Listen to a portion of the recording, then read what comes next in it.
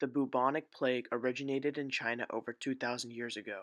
In the 13th century, it rapidly spread in Europe, this devastating Europe's population as 40 to 60% of them were killed. To help understand the catastrophe, we bring you an interview with a survivor of the Black Death. What's your name and what was your encounter like with the Black Death? My name is Guy Klaus, and my encounter with the Black Death was devastating. It took out most of my family, and when it swept through Europe in the 13th century, pretty much everybody that I knew was dead. If you lived in Europe, the odds were that someone you knew died from the Black Death. The Black Death killed about 20 million in Europe and about a third of the whole Eurasian continent. Can you explain the situation more clearly? So when my sister, she was pretty young, just like the rest of my family. She couldn't stop coughing, she had chills, and she always had a fever. For plague victims, common symptoms include nausea, soreness, vomiting, fever, chills, and a bloody cough.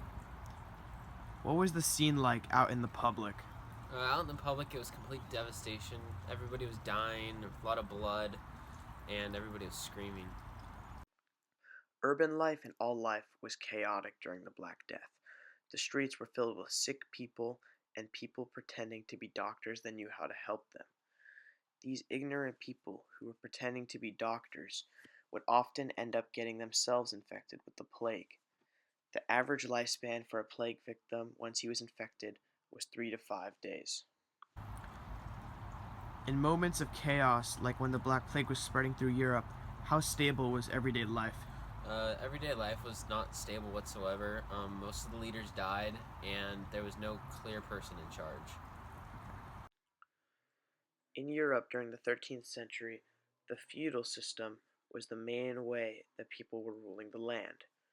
As more kings, nobles, and knights were dying from the Black Death, and the peasants, who were the majority of the population, had many more people remaining, they gained bargaining power and leverage over their rulers. Peasants would demand higher wages from their lords. If the lords refused, they would go to other lords who accepted their offer. What was the labor force situation like? Labor decreased a lot. A lot of the peasants, they started revolting, and then nothing got done. During the Black Death, work was hard to come by in Europe. With all the people dying, there was a real labor shortage in the continent. It also didn't help the peasants were gaining more power and setting off massive revolts. How hard or easy was food to come by? Food was really hard to come by. A lot of the people that I knew, they died from starvation. Mainly in part due to the large labor shortage, there was also a large food shortage in Europe during the Black Death. In some places in Britain, food prices went up almost 4 whole times. What was your view on the so-called doctors who tried to help people? In my opinion, they're fake news. They have no idea what they're doing, and they're just hurting themselves when they try to help patients.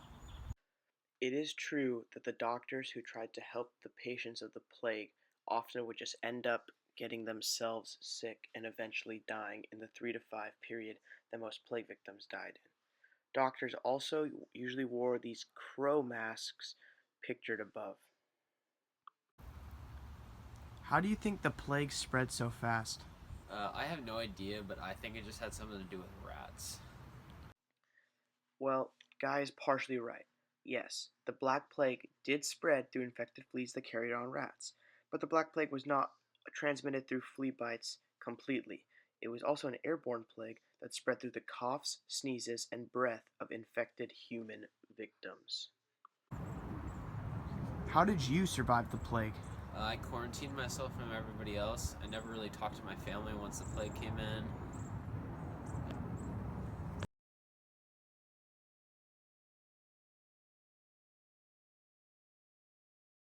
Here's some crazy live footage of an actual Black Plague victim becoming infected.